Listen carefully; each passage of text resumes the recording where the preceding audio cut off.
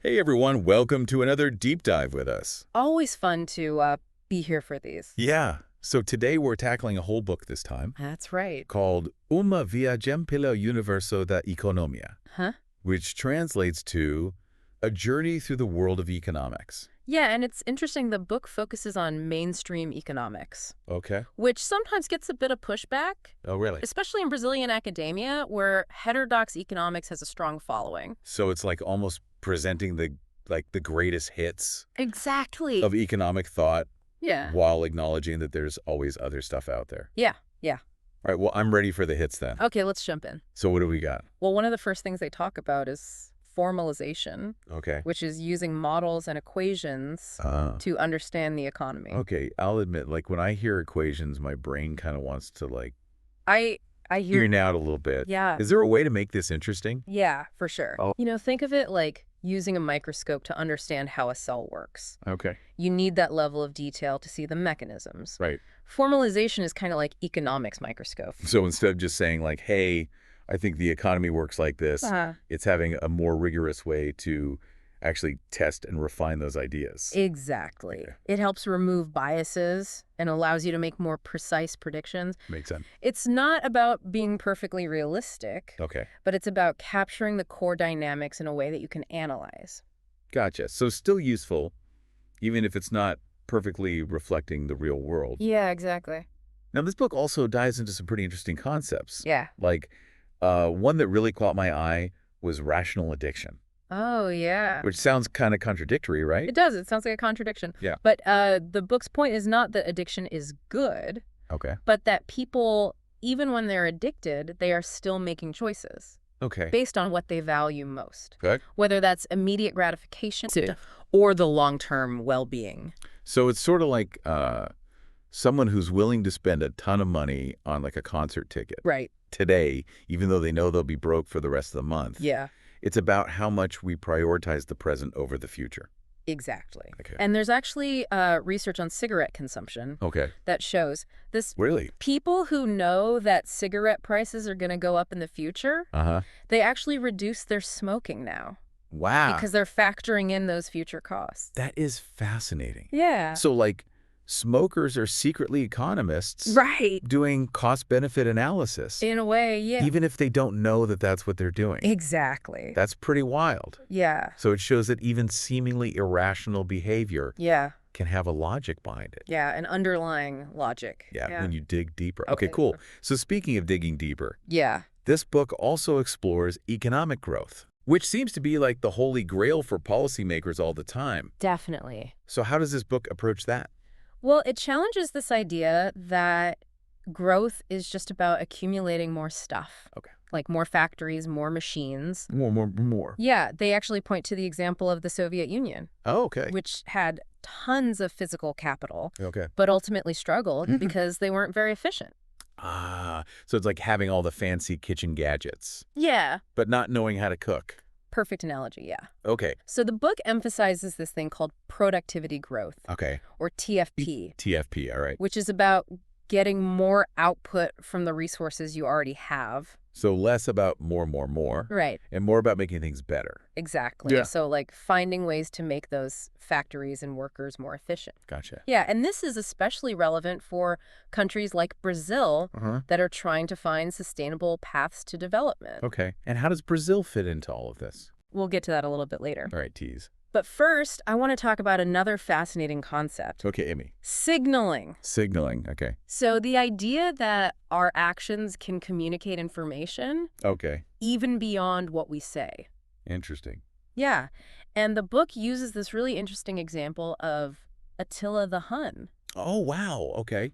Bringing in the history. Yeah. So he was a powerful warlord, but he actually dressed very simply, Huh.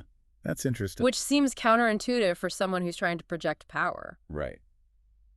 Yeah. So is he just like having a casual Friday every day? What's the deal? Well, the book argues that this was a form of counter-signaling. Counter-signaling. Okay, so he was so powerful, he didn't need fancy clothes or jewels to prove it. Oh. It actually made him more intimidating because it showed he was so confident in his authority. So like almost like the opposite of like a Yeah. peacock Exactly. strutting their feathers. Yeah. That's fascinating. Yeah. So sometimes less is more. It seems that way, yeah. Even when it comes to power dynamics. Yeah, and this idea of signaling it applies to all sorts of areas. Oh, really? Like what? Like why people spend excessively on healthcare, Okay. like to signal wealth and access, Oh, interesting. or how companies use advertising to signal quality and reliability. That's so interesting. It's like you're making me look at everything Right? through a whole new lens. Yeah. Like, is this a signal? Haha.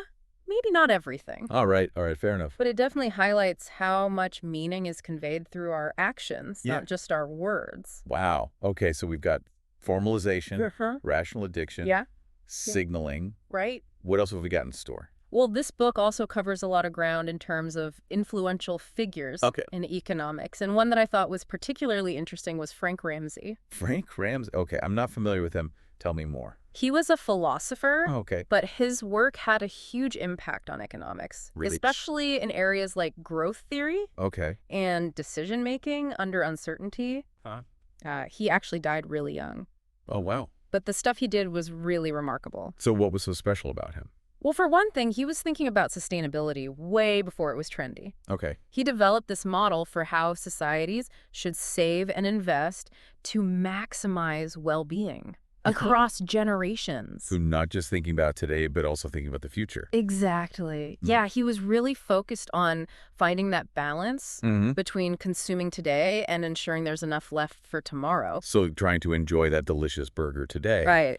But still have enough money for retirement. Exactly. He was also fascinated by how people make decisions when they don't have all the information. Which is basically all the time. Pretty much, yeah. Yeah. So he did some really important work on subjective probability, Okay. which helped pave the way for more nuanced models of how we navigate uncertainty. This is really making me realize how much economics is about psychology It is. and human behavior. Not just like cold, hard numbers. Absolutely. It's about understanding the motivations behind our choices. Yeah. And the systems that influence those choices. That's really cool. Yeah. Well, I think we need to take a little breather here. Okay. I feel like we've covered a lot of ground already. We have. From the power of formalization to the quirks of rational addiction and the mysteries of signaling. Right. But there's still so much more to unpack from this book. Lots more. Well, we've got to talk about the history of microeconomics. And we've got to dig into Brazil's economic journey. Ooh, looking forward to that. Yeah. All right, so stay tuned for part 2 of our deep dive. Yes. Where we'll explore even more of these fascinating insights. For sure. From Viagem, pelo Universo da Economia. Absolutely. Welcome back to our deep dive into Viagem, pelo Universo da Economia. I'm ready for more. All right, so last time we were talking about how important productivity is for growth, especially for countries like Brazil. Yeah. And this book actually spends some time digging into Brazil's specific economic history and the whole debate about fiscal responsibility. Yeah. Does that really apply to a country like Brazil? Well, that's what the book challenges, right? Okay. It challenges this assumption that being careful with government spending only matters for wealthy nations. Okay. And they point out that more and more countries, even those with lower incomes, are adopting fiscal rules to guide their policies. So it's like having a budget isn't just for folks who are already rich. Yeah. It's about building a solid foundation. Exactly. No matter where you're starting from. Right. And they use this really interesting example. Sweden. Oh, Sweden, yeah. A country known for its strong social safety net. But it's also been incredibly responsible fiscally. Right. They've actually managed to reduce their public debt. Wow. While still providing for their citizens. So it's like proving you can have your cake and eat it too. Right.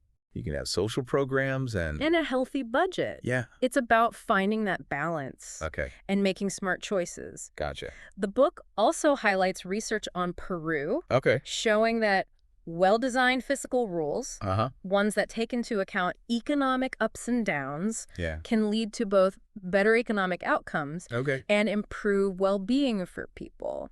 So it's not just about balancing the books. It's about creating a system that actually benefits everyone. Exactly. All right. I like that. Now, another topic the book tackles is the history of microeconomics. Okay. Microeconomics. It is all about how individuals and businesses make decisions within a market. So if macroeconomics is like the big picture, Yeah, microeconomics is zooming in on the players on the field. that's a great way to put it. Okay. And this book highlights a key turning point in microeconomic thought, Okay. the marginalist revolution. The marginalist revolution. Yeah. That sounds It's a revolution. exciting. It was a big deal. So before this revolution, economics was more focused on things like production and distribution on a large scale. Okay. But the marginalists shifted the attention to individual choices. With individual choices. And the concept of marginal utility. Marginal utility. Yeah. So instead of looking at the whole pie, Yeah. they were analyzing each slice. Exactly. And how much satisfaction each bite gave you. Yeah, it's about understanding how people make decisions at the margin. At the margin. Like, do I buy one more coffee or am I good with what I have? So weighing the costs and benefits of each tiny decision. Exactly. And this revolutionized economic analysis. Wow. It gave birth to concepts like supply and demand curves. Okay, yeah, I've seen those in textbooks. Right. Those help us understand how prices are set Okay. and how much stuff gets produced. This is really interesting. I'm starting to see how these like abstract ideas Yeah, connect to like everyday life. absolutely. Cool. The marginalist revolution also opened the door for using more math in economics, More math. Okay. which brought more rigor and precision to the field. Speaking of rigor, Yeah. this book is all about formalization, right? Using yeah. models and equations Yeah. to understand the economy. It's one of the core themes. Yeah. And the book makes a strong case for why this approach is so valuable, Okay. even if it seems intimidating to some people. But isn't there a risk that like those models become too detached from reality? That's a valid concern. Yeah. But the authors argue that a good model is like a map. A map. Okay. It simplifies the landscape to help you navigate, Right. but it's not meant to be a perfect replica. Okay. The key is to capture the essential dynamics Yeah. in a way that you can analyze and test. So finding that sweet spot between oversimplification Right, and overwhelming complexity. exactly. Okay. Now, another area where this book really shines is its discussion of finance. Finance. Okay. They introduce us to Harry Markowitz, Harry Markowitz. Okay. who won a Nobel Prize for his work on portfolio theory. Portfolio theory. Yeah! It is pretty fancy. Break it down for me. Okay, so he revolutionized how people think about investing. Okay. Instead of just trying to pick the winning stocks, Right. he showed that you can reduce your overall risk by diversifying. Diversifying. Spreading your money across a variety of assets. Don't put all your eggs in one basket. Exactly. Okay. Markowitz gave us the tools to understand how to build a more balanced portfolio, Right. taking into account the relationship between risk and return. Gotcha. And the book uses simple examples to explain this idea of correlation. Correlation. Okay. How some investments move together while others move in opposite directions. So you want a mix of investments that don't all go up or down Yeah, at the same time. exactly. So you're less vulnerable to big swings in the market. Precisely. That's smart. It's a much more strategic approach to investing. This is making me want to rethink my own investment strategy. Yeah, you and me both. Now, before we move on, there's one more thing I wanted to touch on from the book. Okay. The role of central banks. Oh, yeah. They seem to have a lot of power when it comes to the economy. They do. The book emphasizes how important they are for maintaining price stability. Price stability, which means... Basically, keeping inflation in check. Right, because nobody likes it when prices keep going up No. and your money buys less. Exactly. Yeah. And the book makes a strong argument for central bank independence. Independence meaning... Keeping them free from political pressure. Okay. So they can make decisions Uh-huh. based on what's best for the economy as a whole. Yeah. Not just what's politically popular. So it's like giving them a shield Right. so they can do their job Yeah, without being swayed by like short-term political wins. exactly. And they even use examples like the Great Depression Yeah. to show how things can go wrong Yeah. when monetary policy gets too politicized. So that's a good reminder that sometimes the long-term view Yeah, is more important than the short-term gains. absolutely. The book also discusses this idea of inflation targeting, Inflation targeting. where central banks set a specific goal Okay. for how much inflation they're willing to tolerate, Mm-hmm.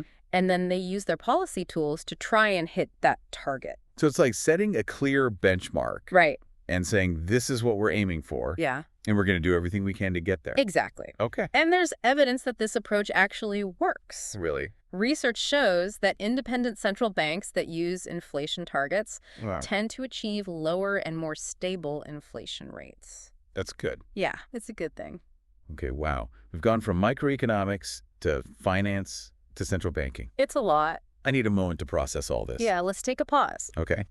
There's still one more piece of our journey through Viagem, pelo Universo da Economia. All right, I'm ready for the final leg. We need to explore the author's thoughts on the Brazilian economy. Okay, let's do it. Welcome back to our deep dive on Viagem, pelo Universo da Economia. It's been quite a journey. It has. We've covered a lot of ground. We have. From individual choices to global trends. Yeah, and I feel like this last section kind of ties everything together. It does. Remember how we've been talking about the importance of formalization? Yes. Well, this book emphasizes that a key part of that is understanding the unique characteristics of the economy you're studying. Exactly. So you can't just apply like a cookie-cutter model to every situation. Every economy has its own quirks, its own history, its own institutions. And that brings us to the author's focus on the Brazilian economy. It does. So what do they have to say about that? Well, they argue that to really understand Brazil's economic challenges and potential, you need to consider its specific historical context and institutional framework. That makes sense. Like every country has its own story, its own set of strengths and weaknesses. Exactly. And the book dives into some of the key factors that have shaped Brazil's economic journey. So things like periods of rapid growth, bouts of hyperinflation. Yeah. Brazil's had a pretty wild ride. It has. Economically. They explore the role of government policies, structural factors like inequality, and external shocks like global recessions. So it's like piecing together this puzzle of how all these different forces interact to create the current economic landscape. Exactly. And the authors don't shy away from the complexities. No. They acknowledge that there are no easy answers, no silver bullets when it comes to economic development. So it's more about like understanding the nuances. The trade-offs. The potential pitfalls. Yeah. And they highlight how crucial it is to have institutions that promote stability and accountability. Oh, this goes back to our conversation about like fiscal responsibility and central bank independence. It's like creating a strong foundation for the economy to grow on. Exactly. And the authors argue that this is especially important for a country like Brazil, which has experienced its share of economic volatility. Yeah, for sure. Now, one more thing I wanted to mention that really struck me about this book. It doesn't just present economic theory in a vacuum. It constantly connects those ideas back to the real world, to the choices that people and governments make every day. That's what makes it so interesting, right? It is. It's not just about abstract models. Yeah. It's about how those models can help us understand and address real-world problems. Like poverty, inequality, sustainability. It's like taking those economic tools we've been exploring. And actually applying them to build a better future. Exactly. And that's why I think this book is so valuable, especially for anyone interested in the Brazilian economy. It provides a clear, insightful, and thought-provoking framework for understanding the challenges and opportunities. That lie ahead. Well, I think that's a great place to wrap up our deep dive then. It is. We've covered a lot of ground today. We have. From individual choices to global trends. We've talked about the importance of formalization. Yeah. We've explored fascinating concepts like rational addiction and signaling. Those were my favorites. Mine too. We've delved into the history of microeconomics. And learned about the crucial role of central banks. Yeah, and we've examined the unique challenges and opportunities facing the Brazilian economy. It's been quite a journey. It has, and we've done it all thanks to this fantastic book. Viagem, pelo Universo da Economia. Which translates to A Journey Through the World of Economics. For those of you who don't speak Portuguese. So if you're looking for a book that will challenge your assumptions, expand your knowledge, and leave you with more questions than answers. In a good way. Then I highly recommend checking it out. Me too. So thanks for joining us on this deep dive. It's been a pleasure. We hope you enjoyed exploring these economic concepts with us. And we'll see you next time. Until then, keep learning and keep questioning.